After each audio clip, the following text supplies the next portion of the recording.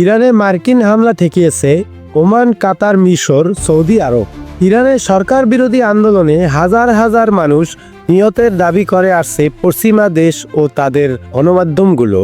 এ নিয়ে টানা কয়েকদিন ধরে উত্তেজনার পর কিছুটা শিথিল হয়েছে বিক্ষোভ। রাজধানী তেহরান সহ বিভিন্ন শহরে নেমে এসেছে কিছুটা নীরবতা।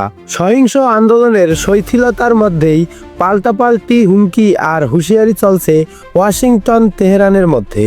নিরাপত্তা পরিষদের জরুরি বৈঠকে জাতিসংঘে নিযুক্ত মার্কিন প্রতিনিধি মাইক ওয়াল্টজ বলেছেন, ইরানে সরকার বিরোধী আন্দোলনে দমন নিপীড়ন ও হত্যাকাণ্ড বন্ধ না হলে সামরিক পদক্ষেপ সহ সব ধরনের বিকল্প খোলা রেখেছে যুক্তরাষ্ট্র।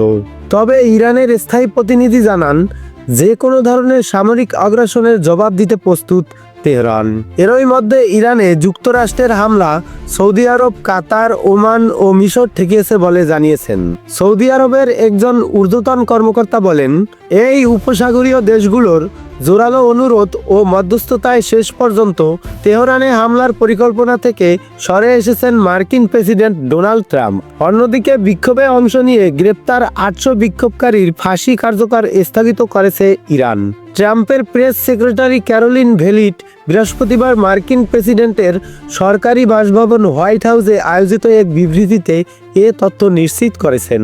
মার্কিন প্রেসিডেন্ট এবং উপসাগরীয় মিত্রদের চাপে ইরান এ পদক্ষেপ নিয়েছে বলেও জানান লেভিট।